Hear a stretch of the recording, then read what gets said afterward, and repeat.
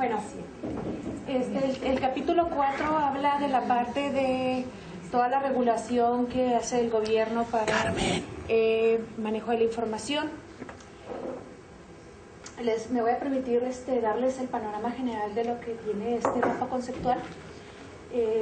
La regulación gubernamental está enfocada para los copyright, para la transmisión y control de la información, sobre la expresión artística y sobre los actores que aparecen en los negocios de la información y en la industria.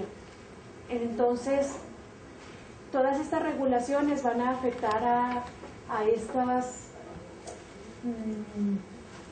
estos rubros.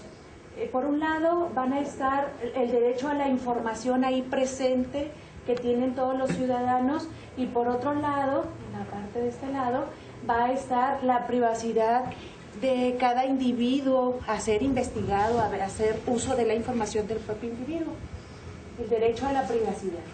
En ese ambiente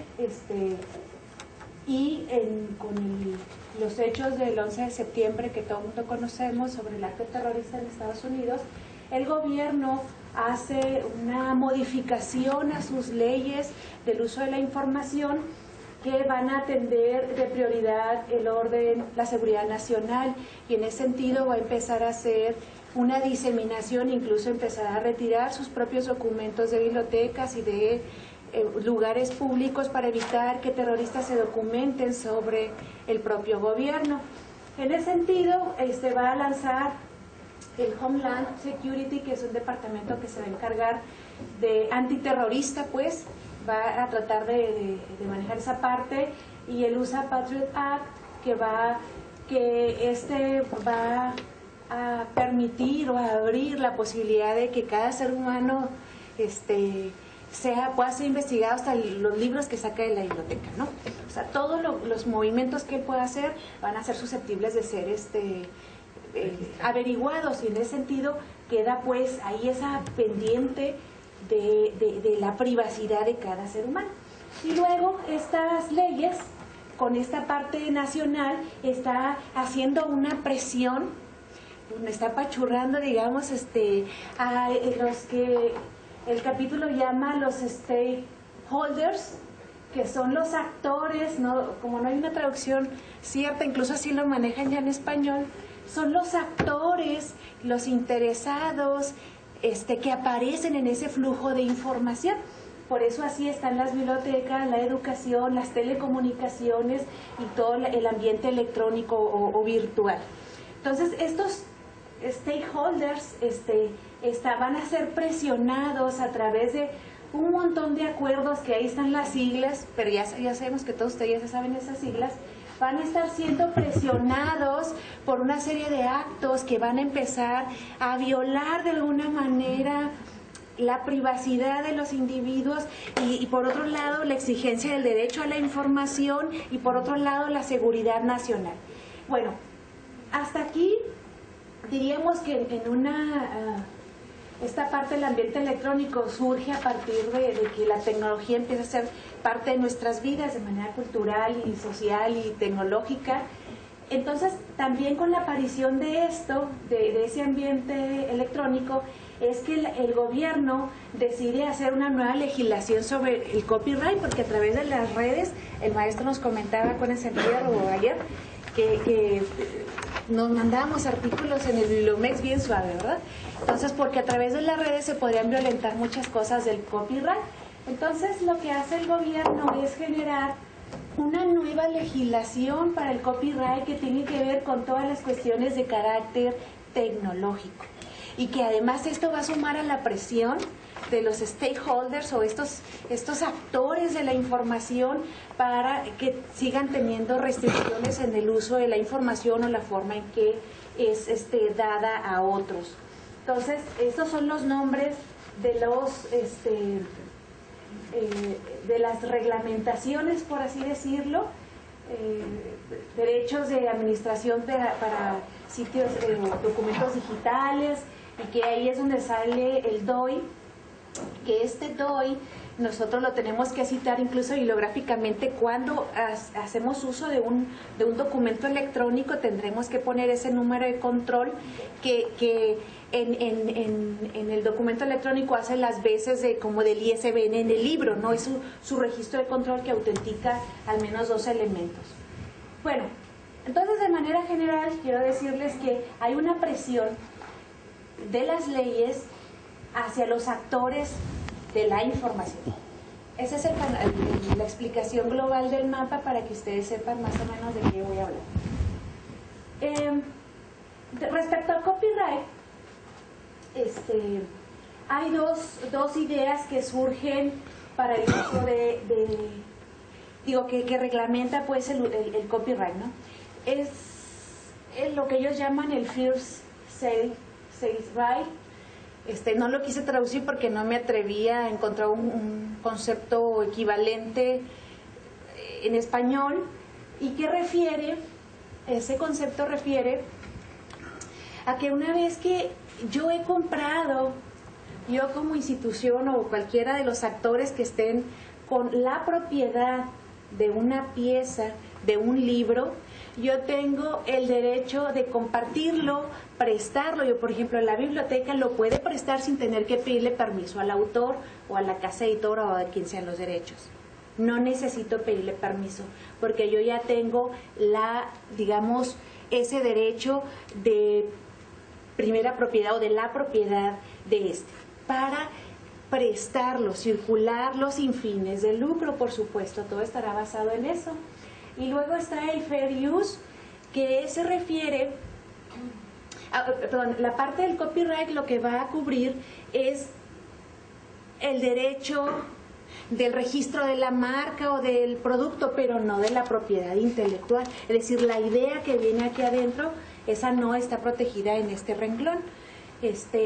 Ahí decía por ahí en la lectura que podemos encontrar incluso películas que todo es la misma de La Bella y la Bestia, ¿no? La misma película de La Bella y la Bestia, pero cada una tiene su versión diferente, digamos, algunos diálogos adaptados, entonces no es la misma obra. No es la misma obra y cada uno podrá tener su propio derecho de copyright porque está hablando de la pieza tangible de alguna manera y no de la propiedad intelectual. Es decir, la idea no está siendo protegida en ese momento. Entonces el fair use lo que va a permitir a la biblioteca o a los stakeholders es que puedan tener el derecho a reproducir esa pieza de la que yo soy dueño, de la que ya es propietario, y que pueda, con fines de preservación, por ejemplo, yo voy a pasarlo a formato digital y lo voy a conservar por mi derecho que tengo de conservar mi obra original. A lo mejor circulo la copia y luego mantengo en resguardo mi original para fines de resguardo. No, Lupis, te meterías en tremendo lío, es al revés. Es al revés. Sí. Si la copia es de respaldo y lo que tienes que usar es el original. Es el original, sí es cierto. Entonces usamos, pero yo ya tengo esa posibilidad de conservación. O en un video también lo puedo duplicar por los daños naturales que puede ir sufriendo ese medio y para seguirlo conservando de alguna manera, ¿no? Entonces, en la legislación norteamericana dice que no debe de exceder así como muchas copias, pero tampoco es claro en decir cuántas son muchas. Entonces dice, bueno, pues que no sean muchas, pero cuántas son muchas. Entonces no está definida esa parte del fair use. Entonces, como entre bibliotecas aparecen pues problemas también para los usuarios para poder reproducir o fotocopiar parte del material y todo eso, la ALA interviene como una asociación de bibliotecarios, interviene o está tratando de hacerse presente para mediar o tratar de encontrar que la legislación no afecte tanto a los stakeholders en el uso de la información en esta parte del fair use. Entonces hicieron la conferencia, ya no se me olvidó.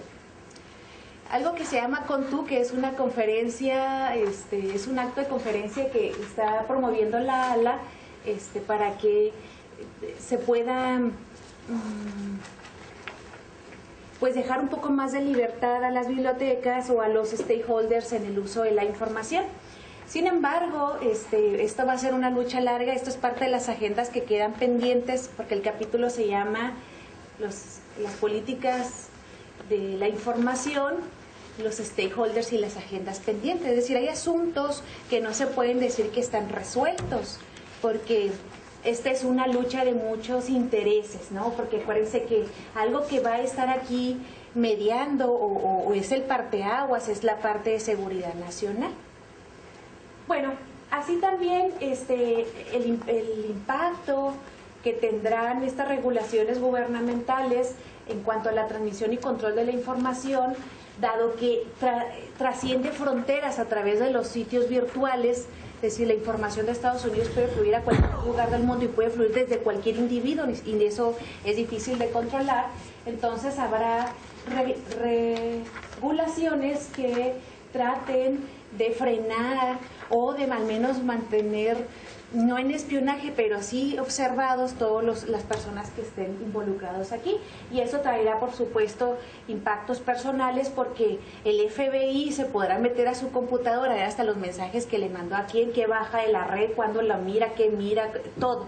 Entonces se queda de alguna manera vulnerable la individualidad, ¿no? en el uso de la información, y así en cada uno de los elementos, ¿no? El impacto económico que puede tener, porque ahora tendría que el gobierno, por ejemplo, también tener unos firewalls más robustos que permitan poner más barreras y a los hackers que no estén robando información o etcétera, ¿no? Así cada uno de los aspectos tendrá un impacto, y también se verán sancionadas de alguna manera la expresión artística en la parte de control de la expresión artística. La expresión artística sí, por ejemplo, pues se me fue la idea. Por ejemplo, si hay también información, películas o documentales que puedan estar en oposición al gobierno y que demerite pues la función gubernamental, esos serán restringidos. O sea, el gobierno en Estados Unidos está haciendo un papel de juez y parte, porque el gobierno también es un stakeholder, también es un interesado en el uso de la información, él es juez y parte en esta historia. Entonces podrá decir incluso a los medios de comunicación eso que no salga, eso que no, porque es de seguridad nacional, por lo que determinen. El material sexual explícito también tendrá sus regulaciones, y en la parte de los negocios o la industria de la información tendremos regulaciones que irán desde los precios de los servicios, que van a afectar los precios en que vendan la iniciativa privada esos productos, la explotación de la información, impuestos que les tengan que cobrar. Es decir, cada vez hará más cerrada esta legislación pues la posibilidad del manejo de la información. Muy bien, entonces pues por eso a los lados va a aparecer la privacidad de los ciudadanos y del otro lado el derecho a la información. Muy bien, entonces en este contexto la seguridad nacional es de primer orden, y así es como con ese objetivo en mente el gobierno empezará a retirar información que crea que pueda ser vulnerable de las bibliotecas, restringirá la información que normalmente había generado y que había distribuido de su gabinete, desde el seno del gobierno, para mantener informada a la comunidad, y empezará a retirar y empezará a dejar de generar publicaciones, y usará la web o la red como el medio de publicación oficial. Bueno, no en todo oficial, pero ahí publicará una gran parte de la información que antes distribuía también en papel en todas las instituciones, pero tendrá ciertas restricciones también. Entonces el Departamento de Homeland tiene tres objetivos. de contrarrestar el terrorismo, minimizar el impacto que tiene un acto terrorista y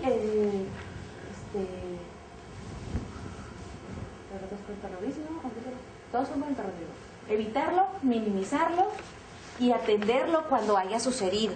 O sea, decir, ¿cómo le vamos a hacer cuando ya sucedió y qué se va a hacer para poder dejar de que la nación ya no esté tan vulnerable? Y una de las partes que ellos consideran que la nación está vulnerable es a través de la información, que fluye a través de las redes. Y por eso surge el USA, el Patriot Act, que es el que va a buscar incluso indagar en las bibliotecas sobre un sujeto, ¿no? Dime qué libro sacó, cuándo lo sacó, si eso finalmente les va a llevar a una línea de investigación. O sea, todo lo que haga con su tarjeta de crédito en el banco, en donde esté, todo será susceptible de ser averiguado a través de este Patriot Act. Entonces la ALA ha estado interviniendo para estar alegando sobre el derecho a la individualidad y también en contraparte el derecho a la información. Entonces así, todas estas bolitas que ven ahí son leyes, legislaciones que han estado surgiendo en el ámbito bibliotecario y que están afectando su servicio, incluso la forma en que dan el servicio. ¿Cómo van a ofrecer el servicio a Internet? ¿Con qué protecciones de redes? Por ejemplo, algunas bibliotecas que están recibiendo financiamientos, para poder recibir el financiamiento tienen que asegurar que estén ciertos firewalls, que haya ciertas barreras de información, de acceso a la información en las computadoras que tiene al servicio al público, ¿no?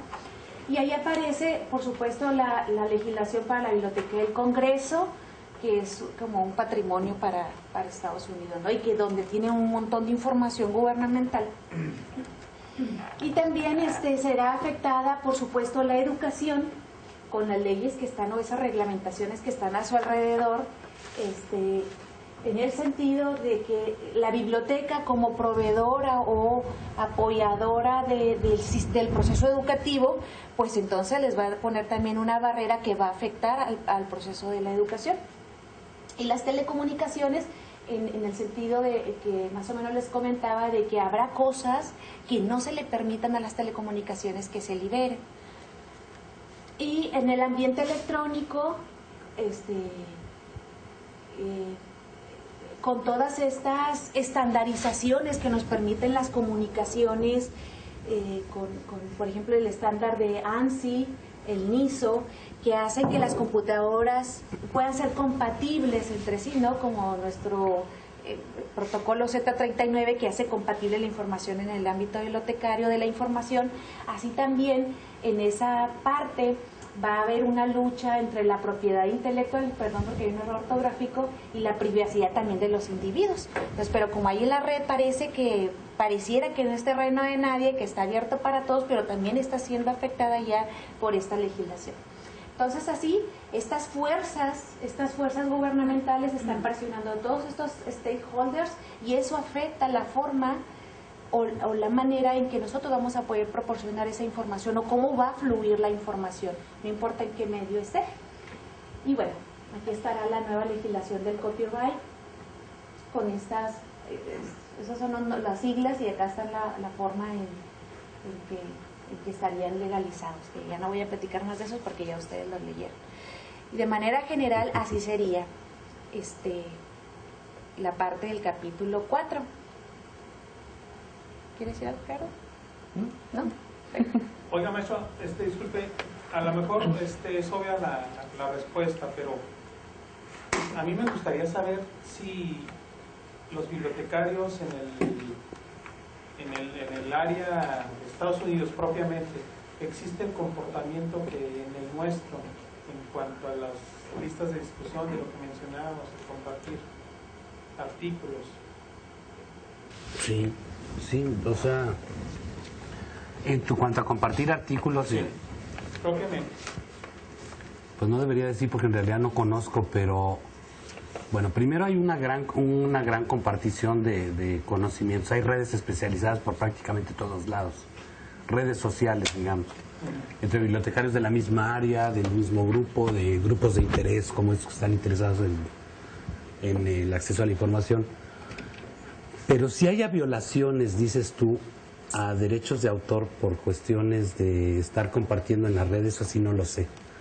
Hasta donde yo sé, los norteamericanos, como viven más esto como parte de su educación, porque incluso normalmente en una escuela de bibliotecología tú tendrías una parte de un curso que revisaría la ética profesional, ¿no? Entonces no me extrañaría que, dada la moral que ellos tienen, digo, esa moral que puede ser buena o mala, pero funcionalmente es un pueblo muy moral, muy moralista, no sería raro que no hicieran lo que haría un bibliotecario mexicano, que simplemente te dijeran está en tal lugar y se puede conseguir en tal precio, pero no necesariamente que te lo dieran. Eso no creo. Ahora, una segunda pregunta, ya sea dentro o fuera de nuestro país, ¿ha sabido usted de alguna situación donde alguna empresa, aquí hay dos situaciones, la situación moral que usted dice y la situación legal, ¿ha sabido usted de algún problema que ya haya surgido cuando se comporta esta situación? ¿De derecho de autor? Con el compartimiento de la información. Bueno, el TEC de Monterrey, es secreto a voces, fue demandado cuando empezó a hacer las primeras antologías para el TEC Milenio.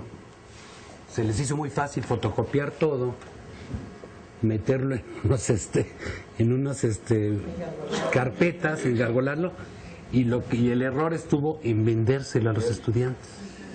No, se metieron en tremendo lío, Tuvieron que transar frente a un juez, porque la demanda era por muchos millones de pesos.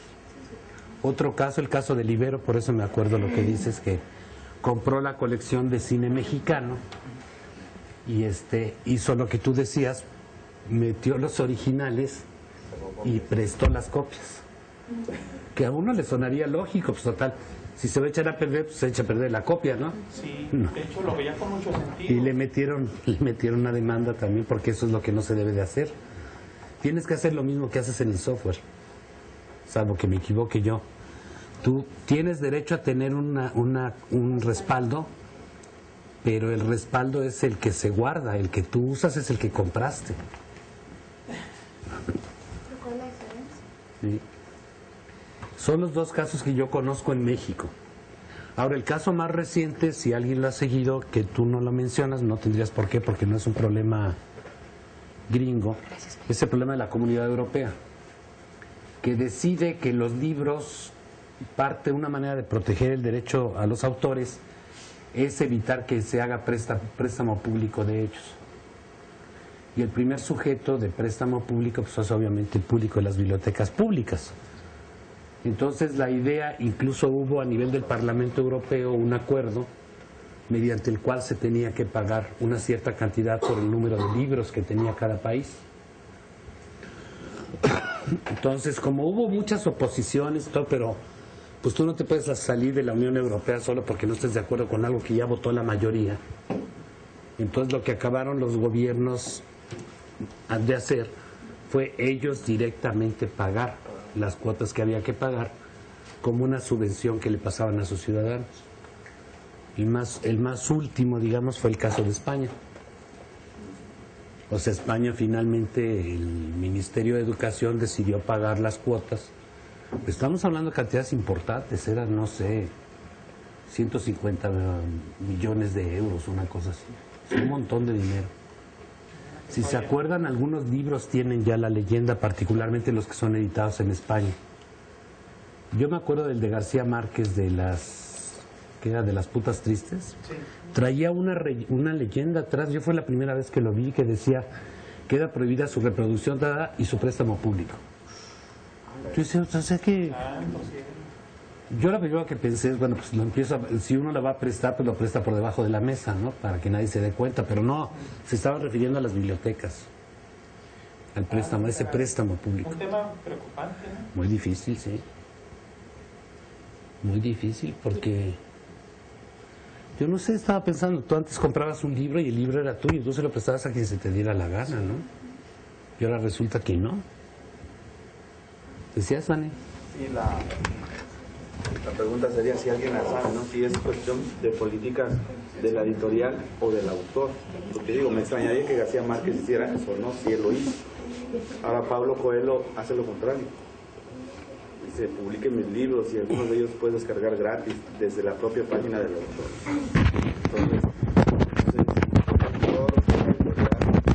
No, fueron las editoriales. Sí, de acuerdo al fallo, la editorial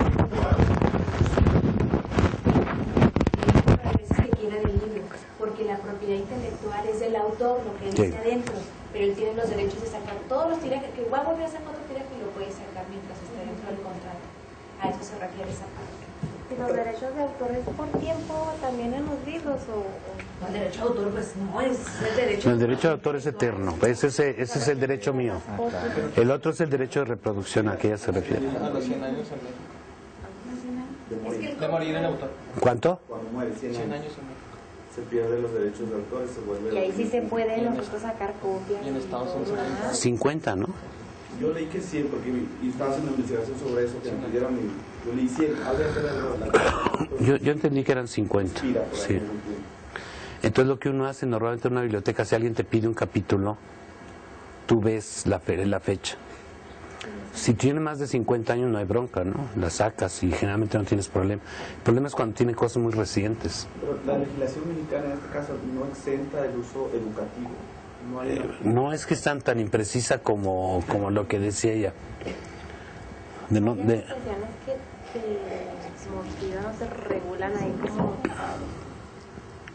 media la ética, o sea, hasta dónde pueden llegar los bibliotecarios o la gente a hacer copia de los materiales y el fin. Como mencionaba Lupita, mientras que no sea lucro, como que hay una cierta consideración en la utilización de materiales. Dos cosas. Pero ahí, por ejemplo, ¿hasta dónde llega la responsabilidad del bibliotecario a la hora de prestar? Se llevan un libro de texto los alumnos a su casa y tenemos nosotros la plena seguridad de que van a copiar íntegro el texto y lo van a regresar. Entonces, no estamos teniendo nosotros cierta responsabilidad ahí en esto. Para la ley mexicana se supone que tú eres el responsable. El libro era tuyo y de ese libro se sacaron copias, es responsabilidad tuya. Pero ¿cómo van a saber que son copias del libro que tiene la biblioteca? Porque tiene el sello en el 73 y en la 23. Porque trae el sello en la 23 y en la 73. Los propios le saquen más baratas se las dejan. Pues sí. Pero por un lado sí está la legislación, pero por otro lado hay una simulación, ¿no? Ah, pues claro, sí, claro, hay una simulación. Sí. En todas nuestras leyes. En todo nuestro país, en muchas cosas, ¿no? Sí, me parece como Por eso fotocopias. Ese comentario que iba a hacer ahorita, estaba viendo hasta todo el... ¿Qué pasa? Yo creo que la realidad es otra. Ejemplos. El atentado del 11 de septiembre. Digo, Estados Unidos se da mucho esta cuestión de que son muy quisquillosos en su seguridad nacional después de lo que pasó. Realmente eso los hizo vulnerables. De hecho, eran vulnerables y siguen siendo vulnerables. El ejemplo que iba a poner ahorita. Hace años sacaron la CSC, que era el código anticopia de los DVDs. Una tecnología que para evitar fotocopiar los DVDs. A la semana, un chico de 17 años... ¿Es duplicar y fotocopiar? ¿Perdón? No creo que sea fotocopiar el DVD. No, también tocaba la carátula de Duplicar. Ah, Duplicar. con la carátula. A la semana ya había un software que quitaba ese código. Descodificado. Bueno, ¿qué pasó? Que quitaba el código, ¿no? Entonces, la realidad es otra. Pueden inventarse miles de leyes, lo vivimos sobre todo en México. No estamos en contra de la piratería ni en contra de esta explotación no moral de la información. Pero en realidad pasa otra cosa totalmente diferente. Tienes razón, aunque sea triste, ¿no? Porque yo digo que en el fondo de eso va a tocar un tema más que ni tiene que ver con la clase. En el fondo de eso está una justificación social por la corrupción. Finalmente, ¿no? pues siempre piensas, pasaste el alto. No, bueno, no, diríamos en tu lenguaje. La realidad es otra, eso lo podemos arreglar, no tengo que ir a la cárcel, ¿no? O sea, creo que eso es lo que, yo no estoy moralizando, creo que es una realidad en todo el país, ¿no? Que creo que esa realidad de ellos es totalmente diferente. El 11 de septiembre primero lo sacó de onda porque cómo alguien se atreve a hacer eso en Nueva York, ¿no? Y segunda, a mí la parte que me tocó vivir, porque yo fui a Estados Unidos 2 días después, lo que estaban impresionados ellos era que cómo era posible, y por mucho tiempo ese fue el discurso, que alguien afuera no los quisiera. De verdad, pero de verdad, nunca se habían dado cuenta. Ellos pensaban, sí, claro, es que pues si yo vengo a hacerte el bien, te invado tu país, pero para restablecer el orden, ¿por qué vas a acabar odiándome? Si yo lo que hice era moralmente correcto, ¿no? Yo creo que ese fue el principal golpe a los gringos, ¿eh? ¿Sí? A mí me sorprendió mucho en esas fechas en países asiáticos estaban reflejando esa situación. Sí, yo creo que, no sé, entre el susto y todo lo demás, yo, cuando menos en el fondo de mi corazón, decía que qué bueno, que les dieron justo donde más les dolía. Porque además les quebraron el centro financiero. Ni siquiera es que dijeras qué mala onda, se fueron sobre un hospital y todo. No, se fueron al centro financiero. Aunque dicen que la gente, punto importante en el World Trade Center no estaba. No estaba, sí. Realmente preparado, ¿no? Sí. Michael Moon en su documental de 9/11, ¿no? Sí. O sea, una conspiración. Es una teoría muy fuerte. Casi un hecho. Contrastantemente, aquí en México, si vemos el libro de El Fahrenheit 9/11, son personas que eran bomberos, que lo que hacían era, en vez de apagar incendios, hacían incendios en cuanto a los libros. O sea, querían tener a la gente ignorante, ¿no? Como que nos pasa a veces aquí, ¿no? Aquí a veces ponen leyes, ¿no? 47 hojas, al menos en PDF, de leyes tan solo de los derechos de autor y aquí no hacemos garra, ¿no? O sea, tan solo en Tepito, en libros, cuando me tocó ir a México, vi libros que eran piratas, libros hechos. Sí, piratas. Y eran piratas, entonces, o sea, nos los pasamos por el arco del triunfo aquí, ¿no? Más A ver, hablando de los digitales, que después del código, las computadoras normalmente pasa eso, ¿no? Las computadoras tienen un sello. Solo para que puedan empezar otro equipo si no hay más preguntas. Que también te quedamos ideas. No, lo que pasa es que si no, nos vamos a empezar a desfasar otra vez. Bueno. Sí, está, no.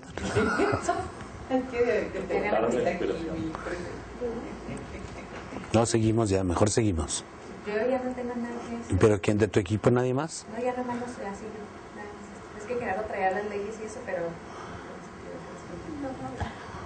Una pregunta, bueno, con lo que decía Daniel de los CDs, hubo una controversia precisamente por los derechos de autor, porque pusieron los bloqueos y los usuarios no puedo copiar si estoy en mi derecho.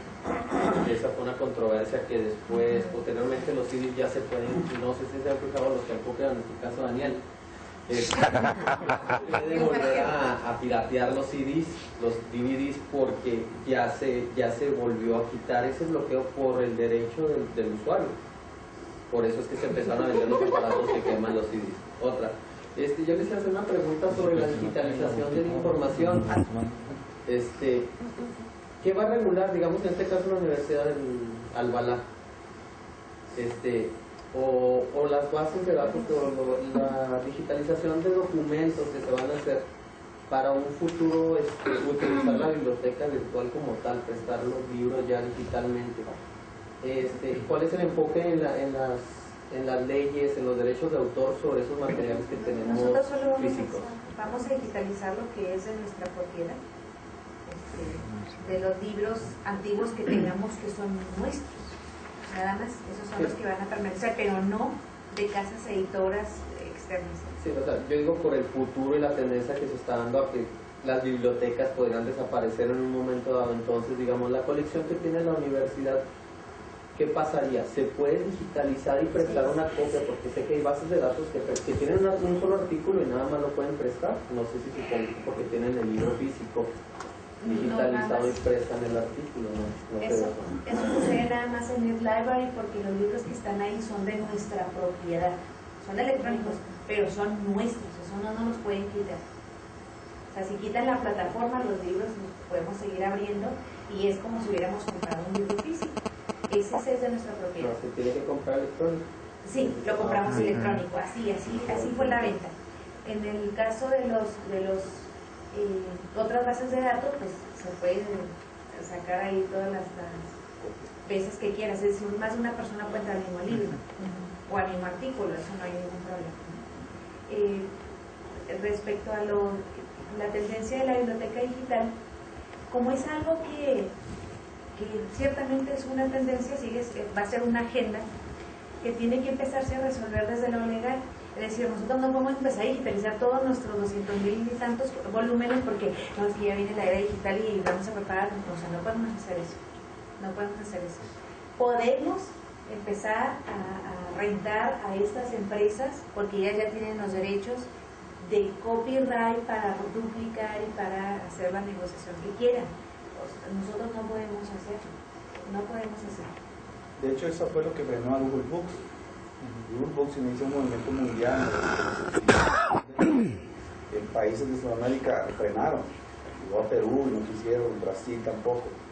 Entonces, las legislaciones y de este tipo de empresas, cuando realmente las respetan, no ocurre la violación porque es una cuestión legal, ¿no? De una empresa que puede ser demandada. Entonces, hablando de las sentencias, pero bueno, vamos hacia allá. O sea, Google Books te dice que yo te digitalizo tu libro, muestro nada más cierta parte, 30%, lo demás lo restringimos, ¿no? Pero ya permitiste la digitalización. De hecho, Google Books tiene muchísimos libros, ¿no? Va a resistirse un poquito la legislación de los diferentes países, pero yo creo que tienen que abrirse, ¿no? A este tipo de cosas. Pero yo creo que el que va a marcar es el copyright. Es decir, que la casa editora sea la que ceda los derechos, pero nosotros, pues yo aquí tengo mi copia impresa, pero voy a tener una digital, pero no es porque yo la digitalice, porque la compré o la renté de alguien que tiene los derechos del copyright. Ni siquiera la propiedad intelectual, el del copyright. Hay un tema que pensé que era de lo que ibas a hablar, que a mí me preocupa más, es si yo monto un curso en una plataforma Moodle, yo necesito que se lea este libro, lo subo, ustedes tienen acceso pero son claves cerradas. Yo podría hablar de digitalizar todos los libros de esa manera, con claves cerradas, y entrar dentro de lo que es el fair use o no.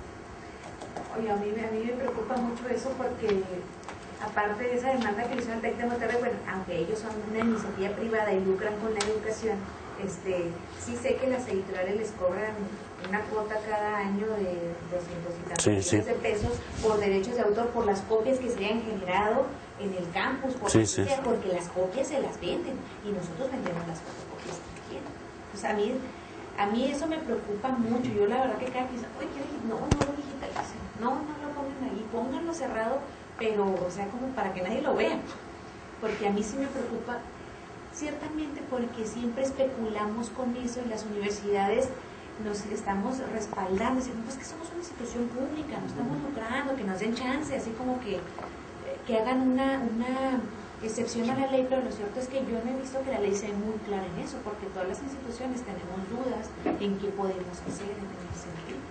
Entonces, pero eso sí sucede. Cuando estamos hablando de un curso, pues digitalizamos el capítulo, lo que sea, y ahí está. Y el problema es que se salga de control fuera de una clave de nosotros, porque nosotros en ese ambiente del bibliomex de que, no te preocupes, vente, mira, aquí no, yo bajo una y se la mando a él.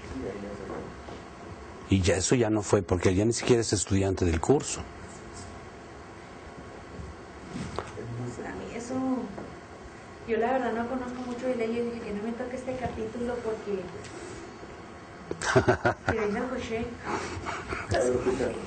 y hablando en relación con esto que están hablando, ¿cuál es la situación de los materiales que se publican por parte de la universidad para digitalizarlos?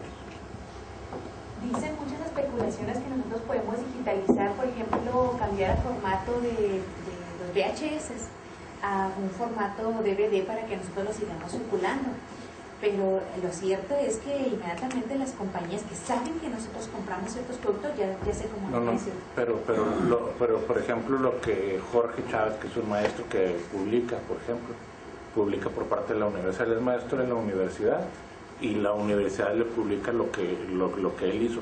Ahí cómo está la cosa. Es el copyright de la universidad, nada más que la universidad no ha registrado como una patente sus productos. Entonces ahí sí se podría subir lo que es de la universidad. Porque es propiedad de la institución, o sea, el contenido, la idea que está plasmada es del autor, es la propiedad intelectual, pero la propiedad de reproducir y todo es de la institución. Son dos cosas diferentes. O sea, el copyright permite decir, no, pues este lo voy a sacar en electrónico, en video, lo voy a duplicar, lo voy a poner. La universidad como propiedad, nada más que no está anotado en ninguna de nuestras obras en copyright. No dice un copyright de la UASC. Por eso no se pueden digitalizar las obras de aquí. Eso es lo que tendremos que ver con nuestro abogado, que ellos definan. Porque tenemos muchos libros. Sí, ¿no? tenemos muchos libros, pero en teoría esos son nuestros, esos nos pertenecen, pero no así de otro lugar. Aparte del consorcio CUMEX se digitalizaron muchos libros. Sí. De hecho, yo hice una búsqueda de muchos libros de la UASC en Google Books. Sí, CUMEX sí. Pero a ver, ¿cómo que nomás porque son nuestros ya los podemos subir? Pues son nuestros. Pero si yo escribí el libro... Pero yo no sé qué contrato hagan, el autor cede ciertos derechos a la hora que están... Porque, por ejemplo, para el caso de las tesis electrónicas que están subiendo a las universidades, uno tiene que firmar un formato. Sí. Sí. Tú tienes que decir que cedes el derecho para que lo suban. Sí, y así debe eso se ha hecho aquí, por ejemplo. Pues eso debería de ser con los libros, ¿no? Si yo soy autor de un libro que tiene pie de imprenta UACJ, la UACJ tendría que tener una hoja mía que dijera que yo permito la reproducción vía la web. Se podría hacer para sustituir lo que dice Lupita, que no se ha hecho, ¿no? O sea, ir con los maestros y decir, mire, usted ha producido tanto y a nosotros nos interesa subirlo para que esté disponible para todos. Le traigo el maceta, o sea, ya sería una negociación. Que era el sentido de lo que estábamos viendo en los repositorios, ¿no? Porque un poco van por ahí. Porque material publicado por la universidad hay mucho, pero no el acceso pues, es limitado a los libros que hay aquí nada más, ¿no? Sí, yo creo que en todas estas cosas siempre es bueno que nos lo ven por escrito y que sean los abogados los que digan sí.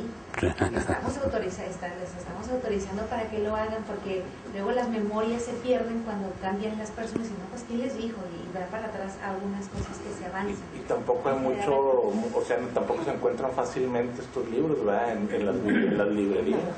No, han vendido de otros países eso. Pero no se encuentran, o sea, que es límite. O sea, si yo lo quiero comprar, a lo mejor no voy a poder tampoco. Pues no solo eso, sino que incluso con lo que hablábamos hace rato del catálogo del WorldCat de OCLC, es una función que la biblioteca hace para darle visibilidad a sus autores, ¿no? O sea, no es lo mismo que Jorge Chávez, así dijiste que se llama, aparezca en el cataloguito de la Universidad de Ciudad Juárez, hablando de OCLC, a que aparezca en el catálogo que consultan 200,000 bibliotecas alrededor de todo el mundo. Que de hecho WorldCat sí contempla UACJ, catálogo UACJ. Sí, pero si ustedes no suben los materiales, sus materiales no aparecen. Era lo que estaba yo diciendo. Sí, ¿sí me explicó? O sea, es cooperativo con este atractivo también. Cosa que tú subes de tu producción que puede entrar como original, tiene una visibilidad en 200,000 bibliotecas. Y ese es un favor que le estás haciendo a tu autor, finalmente, ¿no? Y es el caso de estos autores que tú, si los están demandando en otros lados, imagínate, y eso que no los conocen, si vieran la obra de alguna manera, sí, yo digo, o al menos una probadita si quisieras hacerlo más comercialmente, como esos los Amazon y esos que te dejan ver 2 páginas del texto, ¿no? O un resumencito. Si no eres un buen hacker, pues lo tienes que comprar, porque sé que hay quien los baja, ¿no? Completitos. Bueno, o la universidad debería establecer como política que los investigadores están obligados a autorizar que se suban al menos unas páginas. Exacto. Que utilizan para hacer sus investigaciones, que terminan en un libro o en un artículo de Así es. Bueno. Es un tema que nos hace falta mucho madurar en nuestro país, todavía. Sí. Y en todos los países, porque en todos lados se roban Bueno, ¿quién va? Yo terminé a tiempo. Que hay un comercial entrando, dicen que si compran piratería te van a clonar tus aquí al entrar al estacionamiento de Ixa, en la parada de los autobuses. Compras piratería, al rato te clonarán tu tarjeta de crédito. Porque estás fomentando. Pero si pago en efectivo. No, pero como si te cobras la propia vida lo que O sea, que sepas que en la vida te va a cobrar. Es la tendencia, acuérdate. Estás fomentando. ¿Qué pasó? ¿De quién es que me lo regalan? Es suyo, maestra. Es suyo. ¿Sí? ¿Me lo regalan? Es suyo. Ay, pero no saben ni de quién es, nadie supo cómo yo. Todo el mundo que se come este ambiente. ¿Que se tiene derecho de autor o no? Pues tú cómetelo ya. Dice copyright Andes. Marca registrada, maestro. Sí, mire. Tiene una R aquí de marca registrada. No me La lo... producción o el desarrollo del conocimiento no se ha detenido, Un ¿no? regalo del piano. ¿Por esto? De la piratería. A pesar de la piratería. Cada quien se comió uno. Es que se mueve también por otros motores, ¿no? Se lo dio uno. ¿Quién sabe cuánto más hay de vanidad? No me... No, y de vanidad, ¿no? El científico sigue produciendo, pues, también para alimentar su ego. El sentido social que a lo mejor... O su sentido social, habrá que ver.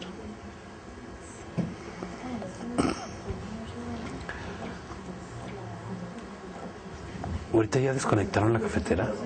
No, maestro. No. Pero voy yo, Lupita, porque le hace falta... Bueno, yo voy mejor.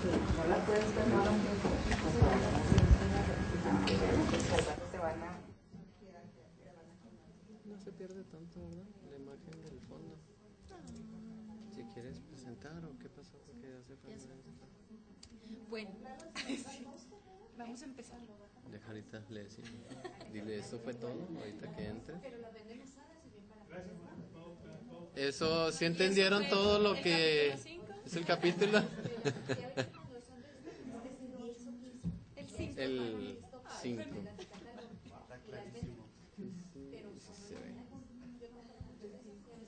Bueno, Mónica. Todo tuyo. Ok, muy bien.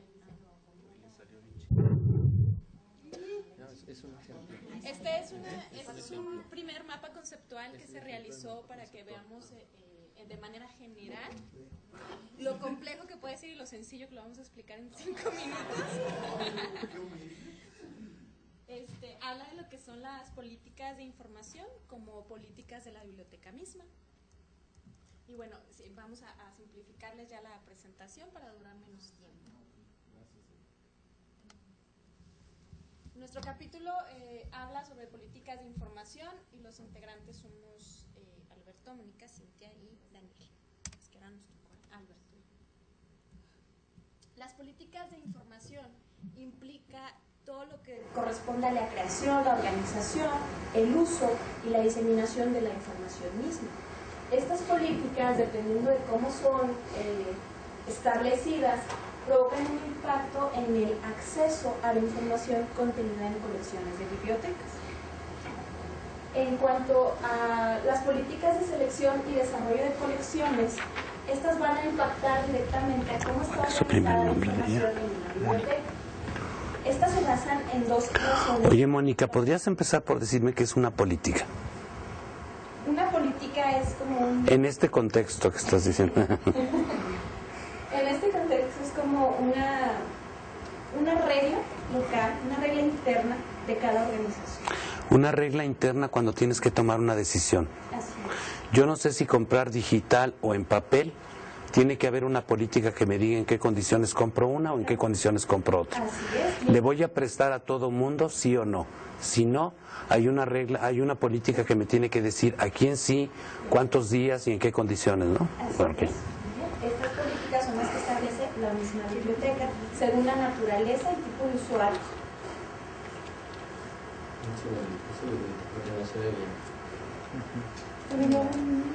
Porque sí, bueno, pactaban en el acceso a la información. Tenemos este conjunto de políticas que van a dar razón a las políticas de la biblioteca, como mencionado. Hay dos razones para determinar el tipo y naturaleza de una colección dentro de la biblioteca. Corresponden a las políticas de desarrollo de colecciones y a los criterios de selección.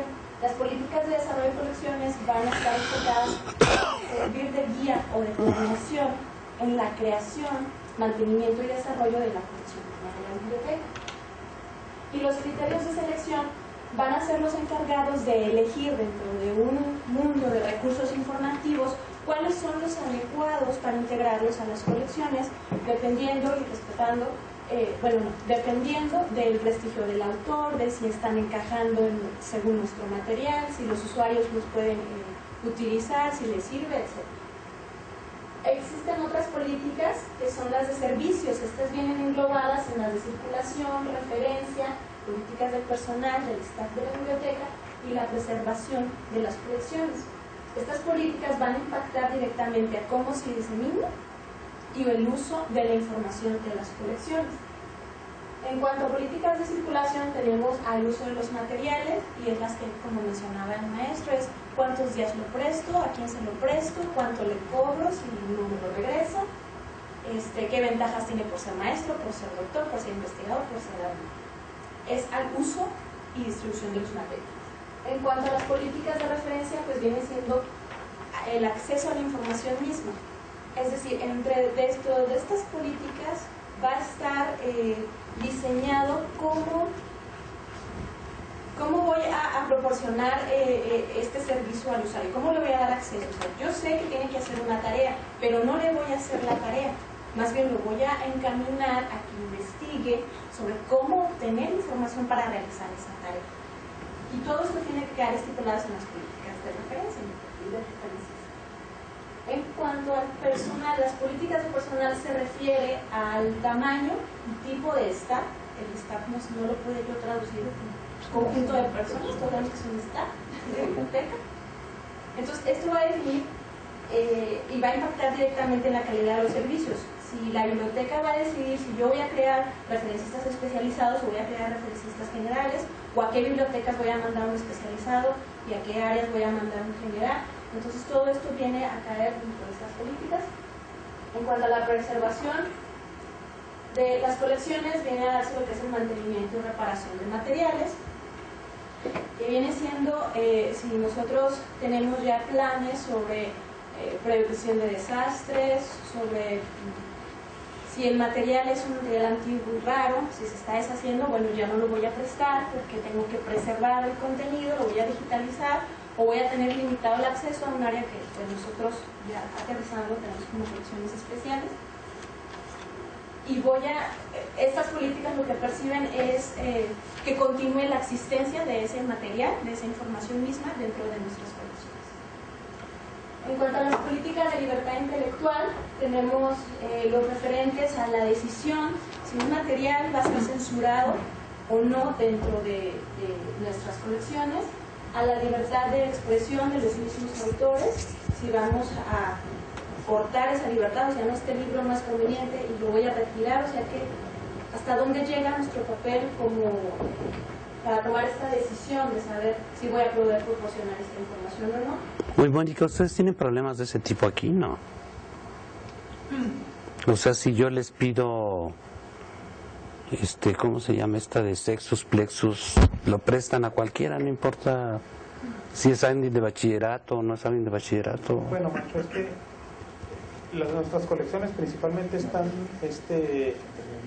a disposición de la gente, de la comunidad universitaria propiamente, y ahí sí existe la libertad y ahí tenemos algunos temas relacionados. Pero no hay restricciones de ningún tipo, ni se establecen restricciones de ningún tipo. Adelante. En realidad, como el primer canal donde llegan los recursos es donde me encuentro yo, sí hay juicios que se toman en cuenta. Voy a citar un caso muy concreto que no tiene que ver ni siquiera con sexualidad ni con nada de esas cosas que son los primeros temas que pueden brincar para hacer una restricción, pero sí de un material que se llamaba el Demian. Demián, que es un libro que en la primera hoja que usted abre, no sé si lo han visto, está en ingeniería y se puso como material de reserva. O sea, ahí está, pero está reservado. Los materiales reservados solo está para los estudiantes. Es decir, la decisión no es restringir el libro, sí dejarlo con un uso controlado. Porque el libro, lo primero que hace cuando usted abre ese libro es las técnicas seguras para suicidarse. Y le dice cómo poner la pistola, o sea, es un libro muy fuerte, no está acompañado de un adulto, puede poner en riesgo usted la vida de una persona. O sea, es un libro muy fuerte, mucho. Yo cuando lo vi estaba sorprendida de lo que viene en el libro. Si viene de broma o no viene de broma, es decir, la capacidad de discernimiento de uno más pequeño, ¿cómo la podemos nosotros asegurar? Entonces, en ese sentido, sí hay ese tipo de decisiones, no de restringir la información, pero sí de ser cuidadosos, porque si ya lo pongo en reserva, pero el bibliotecario que está teniendo en ese momento ni sabe que viene esa información ahí, se la puede proporcionar a quien quiera. Yo porque, o sea, exploramos los libros, ¿no? Para ver si vienen dañados, a ver qué tiene, y en ese sentido sí se podrían tomar restricciones de uso para préstamo externo o para préstamo a algunos estudiantes, pero nada más en casos así muy críticos. Creo que es el único caso, ¿no? Déjame oír a Daniel. Primero una pregunta y luego un comentario. La pregunta es, ¿se tomó la decisión de ponerlo en reserva por el contenido? Sí, por ese contenido. ¿Quién decidió eso? Ahí con nosotros en el colegio. Segundo, mi comentario va a esto. Aquí en internet uno puede encontrar cómo hacer una bomba. Creo que ayer platicábamos y antier que a veces somos un poquito, ¿cómo le podemos llamar? Demasiado paternalistas o no queremos, no sé, aceptar que las cosas han cambiado. Entonces, bajo esa premisa, en internet te encuentras técnicas de cómo abrir puertas, hacer bombas, hackear. Realmente a veces habría que revisar un poquito esa parte, ¿no? Porque la realidad nos dice una cosa y nosotros como bibliotecarios estamos tomando decisiones un poquito ahí. Pero no es lo mismo que por iniciativa propia lo busque el usuario, a que tú se lo tengas disponible. Eso, tú ya estás consciente de que puedes indirectamente comenzar a dañar la integridad de alguien. No es lo mismo a que el autor de esa página te diga cómo. Bueno, ya es responsabilidad del autor de esa página, pero tú como biblioteca sabes que con ese material puedes dañar la integridad. Sí, y de hecho en el internet está algunas páginas por tratar de proteger eso, ponen ahí a lo mejor un bloqueo, a veces es muy absurdo, ¿verdad? Te pregunta que si eres mayor de 18 años, si quieres para que veas ese contenido, eso ya sería responsabilidad del autor de la página, ¿no? Ya si el que pone cómo hacer una bomba lo pone sin ninguna restricción y un adolescente de 15 y 16 años entra a ver eso, pues y sin la compañía de un adulto, pues siempre va a haber ese riesgo que el adolescente no le importe y la fabrique, se dañe él y dañe a alguien más. Yo creo que eso lo estamos viendo desde un punto de vista. Es la ética. Son prejuicios que a veces también que nos adaptamos los profesionistas de que a lo mejor sí pueden dañar contra su vida o algo así, me explico. Pero también entra mucho el criterio ético de la persona que, en este caso, como nosotros bibliotecarios proporcionamos esa información. O sea, no es de que esté mal que se restrinja esa información para ciertos usuarios, simplemente es un criterio ético, ni está mal visto ni mal. O sea, es la necesidad que en ese momento se está presentando. Es como si ahorita pusiéramos libros de cómo ser musicario, o sea, eso no nos convendría soltarlo y prestarlo a los mismos de aquí de la sociedad. O sea, es más bien la necesidad de ese momento. Yo sí me preguntaría, ese material, ¿cómo fue que llegó a la biblioteca? Porque a lo mejor fue un material que está dentro de una caja descriptiva, o sea, no ver el problema, sino cuál fue el motivo por el cual se compró, ¿verdad? Entonces, si forma parte de algo que se va a analizar desde otro contexto, entonces, ¿por qué nosotros censurar? ¿Por qué no censurar? ¿Por qué restringir? Porque aún poniéndolo en reserva es una restricción. Pero yo diría más que nada al fondo, digo, a la que está general. Yo pensaría así. apoyaba por ejemplo, cuando llega una colección, por ejemplo las que están en colecciones especiales, es válido decir, no, esto quítalo, aunque sea parte de la colección del donante. Porque, por ejemplo, hay libros que venían en un fondo que son literatura erótica y los borraron del libro. ¿En serio? ¿Pero quién lo borró, la biblioteca o el donante? No, tampoco voy a decir quién. Lo que pasa es que son libros de literatura erótica, pero es válido eso también, ¿no? En la literatura hay ese tipo de material, ¿no? Entonces tú no puedes decir, no, esto pueden venir a verlo los muchachos. O sea, ahí entraría, deben de estar en la colección y a lo mejor entraría el criterio del que presta. Si son de preparatoria, pues no se los voy a prestar, ¿verdad? Pero puede haber estudiantes de literatura o de la maestría de literatura que los quieran ver y esos libros no están. Sería lo más lógico, ¿no? Y seguro que por eso los compró el donante. De este pequeño detalle yo creo que vamos a diferir mucho. En cuanto a la visión que cada quien tenga, sí, claro. Incluso hasta los valores que cada uno de nosotros tenga. Nada más así como comentario, a mí me recuerda la película de El nombre de la rosa. Como institución sacamos lo que consideramos, por no decir lo que nos conviene o manejarlo de alguna manera, lo que consideramos es adecuado. Entonces yo creo que de aquí hay que partir de las políticas y definirlas bien, ¿no? Porque este libro sí, ciertamente es algo que puede ser más peligroso, sobre todo si contemplamos que aunque pues, se supone que ya es una biblioteca para adultos, hay muchachos que son muy vulnerables, etc. Entonces, ¿realmente qué es lo que vamos a pedir? Porque ha habido maestros que piden este tipo de materiales. Cuando uno hace la revisión de las solicitudes que suben a Wonder, hay que ver de qué se trata el libro. Claro, hay títulos que son muy obvios, pero sobre todo material de literatura a veces trae títulos que uno no entiende con el simple título y hay que ver de qué se trata y se piden este tipo de materiales. Sin embargo, ahí no restringimos la compra, porque si lo está solicitando el docente es por algo, claro. Independientemente de si el docente lo quiere para venir y pasar su hobby algunas horas o llevarse su libro algunas horas que sabemos nosotros. Claro. Una comentario. Está el de Lolita, del autor ruso. Eso es pedofilia. No, y aparte está yendo al Marqués de Sade. Ahí está el libro. Y nosotros no los quieres poner. Es que el libro sí está disponible en la Tierra de Aliada. El libro no se restringió, se siguió la política, solo que como nosotros tenemos alumnos becarios que atienden los mostradores también, yo no quiero, no se quiso dejar la responsabilidad de que ese material estuviera sin el acompañamiento de alguien que le diga, oye, esto es...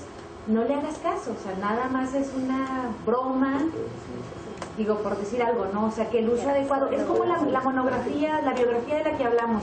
Dice, ¿cuál biografía le das al niño? Si viene la extensa o la breve. O sea, él no necesita conocer otra información en ese momento. Es esa misma parte de la que estaban hablando. El libro está disponible, no se restringió, no hubo censura. Está ahí bajo otro control nada más. Sí tiene un control, pero los universitarios, para quien está hecho el libro, está disponible. Una pregunta, cuando se ponen en reserva, ¿se ponen en estantería para que uno llegue y diga, oye, quiero este libro, o están en estantería como algunos? Así estaban antes. Antes estaban en estantería y ahora se volvieron a poner en un lugar reservado. No, siguen estando en estantería. Ya están a la vista. Entonces el usuario igual puede llegar y consultar. Sí, ya lo puede consultar.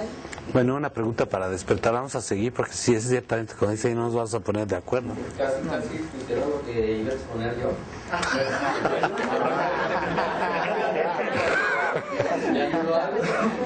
Bueno, precisamente la parte que me tocó a mí es la polémica de ver el acceso y la restricción hacia los alumnos, bueno, hacia el usuario. Existen dos tipos de organización de las colecciones que tienden a restringir el acceso. Vienen siendo los mandatos morales, los valores, por la obligación de proteger y conservar los materiales, mantener los valores en la comunidad y sobre todo en los niños, es lo que menciona mucho la obra de Rubén.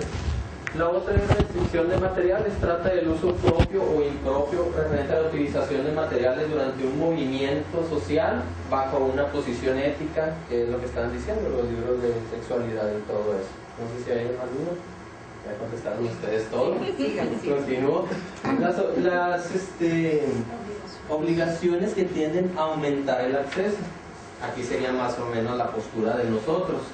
que sería la tendencia a promover la obligación de educar, así lo maneja el autor.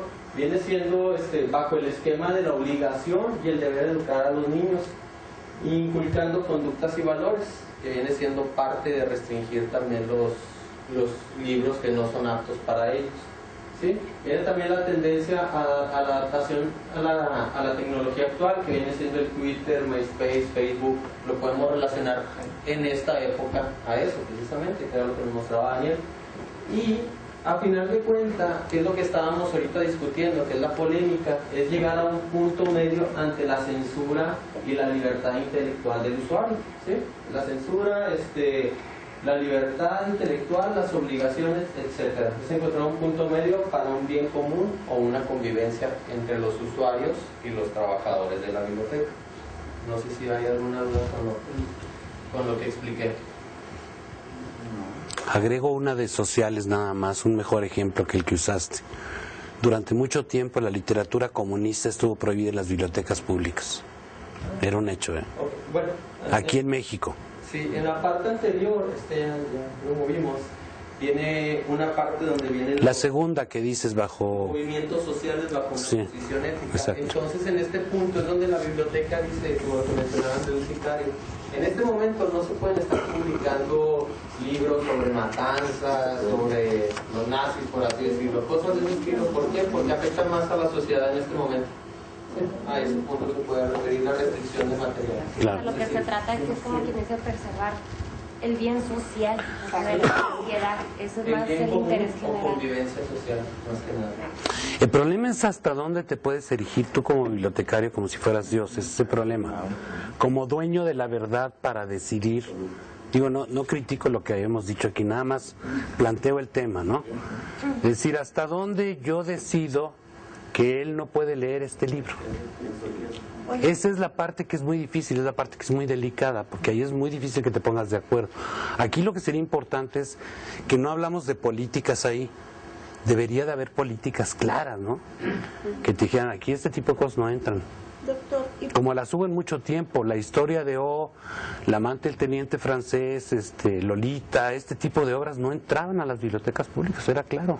Empezaron a entrar hasta los 40. Se me hace que en esa época o en esa etapa, porque en ese momento era lo que surgía, a lo mejor la información de sicarios y todo lo demás, en 20 años a lo mejor ya se va. Exacto, porque era la moral imperante, ¿no? Pues en ese momento sí se sí. Yo iba a hacer una pregunta desde la exposición de Lupita. Por ejemplo, en Estados Unidos, con esta de la seguridad, ¿en qué papel queda el referencista cuando va este usuario y le dice cómo hacer una bomba atómica? Si se supone que el FBI ya tiene todo. Pues era lo que decía Lupita, que estaban apachurrando al stakeholder, decía Entonces, ella. ¿qué dice el FBI? Voy contra el referencista. Hay bibliotecarios que han ido, cuando menos, a carearse con la policía, el FBI porque porque han interpretado que bajo el código de ética de la ALA ellos tienen obligación de dar cualquier información. Entonces por ahí podemos empezar, ¿no? Lo cual también del otro lado es muy discutible, porque el asunto de, bueno, te voy a dar, como tú dices, algo para saber cómo hacer una bomba, o cómo convertirte en sicario, o cómo construir una K-47 con tubos de cama, qué sé yo, ¿no? Esas cosas, no sé. No sabría, pero sí es... Pero sí hay casos en que han ido al bibliotecario. Sí, en el caso de Estados Unidos sí, sobre todo al principio, hasta que fueron... Por eso la ALA intervino, porque hay muchos bibliotecarios quejándose. Y en todos lados hay las restricciones, porque hasta en los videos está la sección de adultos. Ahí está libre, pero cuando ya va un niño pequeño a querer sacar algo de la sección de adultos, le dicen que no, o sea, tiene que ver con la ética, pues se lo presta, pero él no está listo para recibir esa información sin el acompañamiento de un adulto. Claro. La niña que tendrá que ir a esa sección para ocupar todo. Levante la mano. Entonces. No, ahorita que comentaba usted, maestro, hasta dónde. Más adelante, en otro capítulo, viene la misión de la biblioteca. Y ahí, desde su nacimiento, la sociedad le dio la responsabilidad a la biblioteca de ser formadora de valores de ciudadanos. Entonces, ahí entra un tanto la responsabilidad que tiene la biblioteca. Claro que en Estados Unidos el papel ha sido muy diferente al que tenemos acá. Pero si vamos a ver a conciencia, pues sí, de hecho tiene mucho peso todo esto en cuanto a esa responsabilidad que le dan a la biblioteca de formar ciudadanos y dar principios y valores, ¿no? Sí. Entonces, más adelante en el capítulo que nos corresponde vamos a hablar un poquito también. Sí, yo me parece muy bien, si quieres lo postergamos la discusión para entonces, nada más sin perder de vista que principios y valores corresponden a diferentes épocas. Sí. Esa Lolita que era prohibida hace 50 años, ahora los chavitos lo están viendo en secundaria, ¿no? El libro de Aura de Carlos Fuentes, de infausta memoria. Bueno, es así. Métenos al orden. Y volvieron a hacer lo mismo. Mencionaron lo que son los asuntos de la organización de las colecciones, censura de los materiales, la libertad intelectual. Todo esto aunado a los volúmenes sexuales, volúmenes violentos y volúmenes de idioma ofensivo. Igual es el control bajo los esquemas de concerniente a los formatos, que es lo que decía ahorita Lupita, que existen los videos pues más bien dedicados o más bien hechos para gente adulta. Pero bueno, existe también promover el uso de las bibliotecas en los niños. Lo trabajan más o menos de esta forma porque a eso se refiere, al acceso a la web y al acceso sin restricciones. ¿Sí? La misma polémica que tenemos ahorita sobre el uso de las restricciones entra en cuestión hacia los niños. ¿Qué es lo que podemos hacer en este caso? Una buena orientación, como lo veíamos anteriormente, que es el deber de los bibliotecarios también, educar, formar los valores, todo eso. Y lo único que se puede mencionar son que tiene que haber estrategias de protección ante materiales ofensivos y uso de materiales y servicios. ¿Sí? Todo lo que acabo de explicar ahorita pues lleva a lo mismo, ¿no? A una polémica entre las libertades del usuario, más que nada que está estipulado también. No recuerdo bien el nombre, es de una regla que existe para ello precisamente. Ahora te acuerdo. ¿El qué? No nos vamos hasta que la diga, ¿eh? ¿Una regla de qué? No, perdón, es Bueno, si quieres, Alberto, hago un comentario en lo que encuentras el término. Es un tema que acabo de comentar con unos colegas del INEGI. El INEGI, como todos sabemos, proporciona mucha información. Muchas veces la gente cree que se dedica únicamente al conteo de población y hasta ahí llega, ¿no? El INEGI tiene una fuente de información bastante valiosa de muchos géneros, y la experiencia que han tenido ellos es que tristemente la gente que se presume que tiene cuestiones ilícitas es las que tienen con más frecuencia como usuarios. El temor de ellos es que con mucha frecuencia cuando están yendo van sumamente armadas y van a hacer consultas que ellos obvian el para qué la están queriendo. Entonces, nomás ellos la experiencia que nos compartieron hace unos días, y ellos que caían en dilema, así que se la proporciono o no se la proporciono. Sí. Su papel es proporcionar sin hacer distinciones. Entonces, esa es una realidad que está pasando, no más existe en los Estados Unidos. Aunque tú tuvieras la sospecha de que las van a usar para algo ilegal. Sí, para ellos es sumamente claro, por el tipo de consultas que están haciendo. No, ya te van a amenazar, ¿me lo das o no me lo das? Sí, no, y el temor que tienen es que van muy armados. Y van armados y no crean que traen placas para identificarse, el hecho de traer un armamento, para nada. No, ya parece. Pero vamos a ponerlo, si no van armados, ya pueden tomar otra decisión. Aquí el chiste es que ellos están con el instinto de la sobrevivencia. Sí, más que con lo de la ética. Que son escenarios diferentes. Bueno, fue el comentario, ¿no? Independientemente de ellos, bueno, un punto importante también, ¿verdad? Es diferente la situación. ¿Ya lo encontró? Sí, lo marca como la primera enmendatura de la Constitución americana. Enmienda. Enmienda, sí. Bueno, sí. Entonces, como que se contradice, ¿no? Que tenemos que darle toda la información al usuario y luego salimos en nuestro papel de bibliotecario. Sí. bibliotecólogos en restringirle también el acceso a cierta información.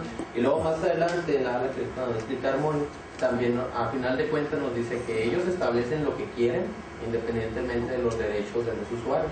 Claro. Entonces creo que esto sí, si agarramos toda la polémica, no nos alcanzaría también. Ciertamente. Sí. Dos comentarios. Es como cuando los homofóbicos, bueno, los no son homofóbicos, dicen, sí tolero a los homosexuales, pero lejitos, ¿no? Como decía una amiga española, si a mí me encantan los negros, pero me gustaban más cuando estaban en África, no en España, ¿no? Ni caliente ni tibio, o sea, es un poquito eso, ¿no?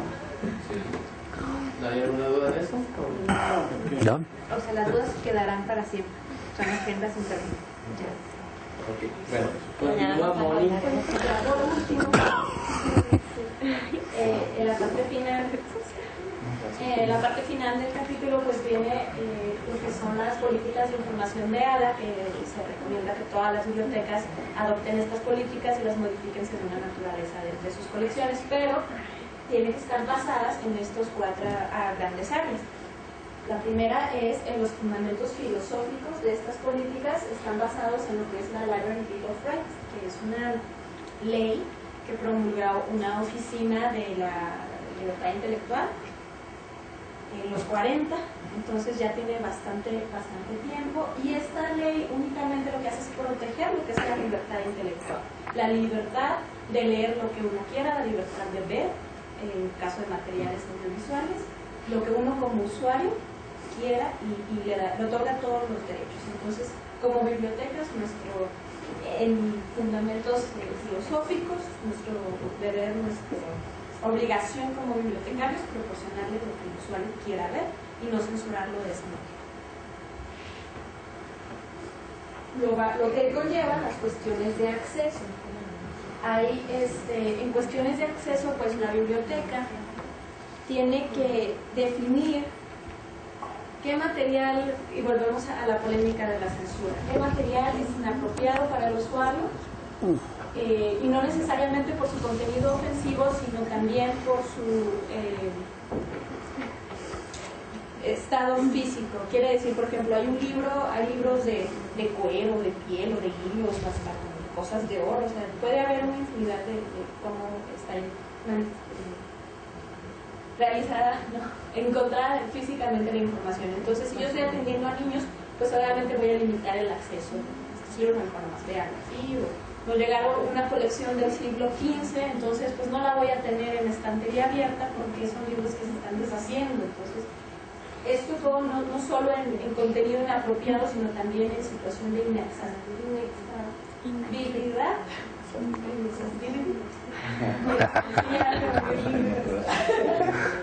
física. O también, esto hablamos acceso a la información, y ahorita como la información ya está en lo que es formatos electrónicos y bases de datos, pues hay otra cuestión de acceso en lo económico. Si viene un muchacho, ¿sabes qué? Es que yo vi que desafortunadamente esta base de datos nomás compré esta partecita y pues tú me estás pidiendo este artículo. Entonces ahí otra vez viene la cuestión del acceso, pero no tanto porque el bibliotecario no quiera proporcionarle la información, sino que por cuestiones tecnológicas y económicas no es posible hacerlo. En cuanto a las políticas de modificación de materiales, se refiere a lo que es el expurgo y el etiquetado. Yo como trabajo en procesos técnicos, pues tenía otra idea de lo que es el expurgo y el etiquetado que aquí manejo. El expurgo viene siendo la revisión de la colección y selecciono yo qué material está siendo utilizado, qué material es correspondiente a las necesidades de mis usuarios, y lo que no sirve lo retiro. O puede ser el otro extremo, lo que sirve, lo que es muy valioso para mi colección, también lo retiro o lo reservo para prevalecer en su existencia. Entonces eso se refiere al expurgo. Al etiquetado no es sencillo, yo me fui con la idea de la etiqueta en el homo, ¿no? Pues, con lo que uno trabaja todos los días.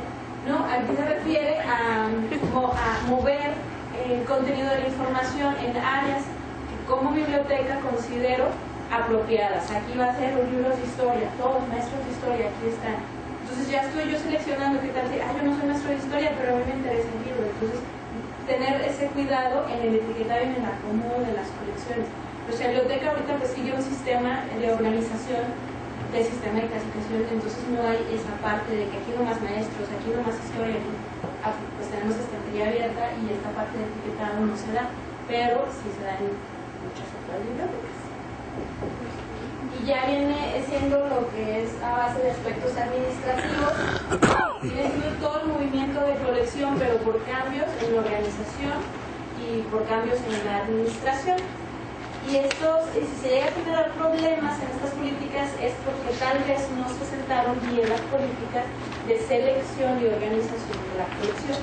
Entonces volvemos a lo que es vital. Antes de que yo adquiera el material, o sea, las políticas más bien de selección y adquisición son las vitales para que pueda prevalecer la colección, así haya cambios de administración, de todo el personal. Estas políticas tienen que tener la base y los fundamentos para poder controlar este tipo de cambios. Y ya. No sé si alguien tiene algún comentario, alguna sugerencia. ¿Ya se acabó todo? Sí, pues es que lo... Sí, lo supercompactaron. Sí, le podemos mostrar No, si no dudo de que hayan trabajado mucho. Yo creo que ya cortamos, ¿no? Porque el otro, No, sí, se portaron muy bien, sí. Mañana no, yo creo que vas a tener, no les había querido decir para clase el sábado, no. Mañana viene uno pesado, ¿no, Juanita? Bueno, es historia. Desde el pasado presente misión y valores de la biblioteca. Pero es importante, Juanita, tenemos que entender dónde estamos. Es el 7, pero todavía hay el 6. Para mañana.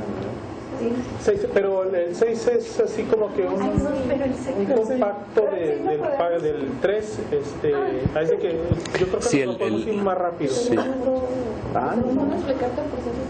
¿O no lo quieren ver el 6? No, sí, la cara que pones, no. Sí, ahora es más. Ahora lo queremos ver en detalle, ¿no? Lo queremos ver en detalle. No, es que de esto que le decía yo a Juanita, de repente a mí me da la sensación, pero no quiero señalar con ningún dedo flamígero, ¿no? Me da la sensación de que no hay en el grupo no hay una idea muy clara de por qué están en donde están. No sé si me explico. O sea, me da la impresión a veces como cuando uno llega a un lugar y supone que todo ha estado ahí siempre. Y que a todos los antecesores les... Entonces, a mí me gustaría entender, por ejemplo, ¿cuál es el significado de que haya 240,000 registros aquí? Se dice muy rápido, pero es un chorro de trabajo, ¿no? Entonces, en ese sentido decía yo un poco de la historia de las cosas, no tanto, más bien relacionarla con lo que ocurre aquí, que con lo que ocurre en Estados Unidos o lo que ocurrió en Estados Unidos, que puede ser menos relevante. ¿Sí? Ese era más bien el señal. Nos vemos mañana aquí, pues.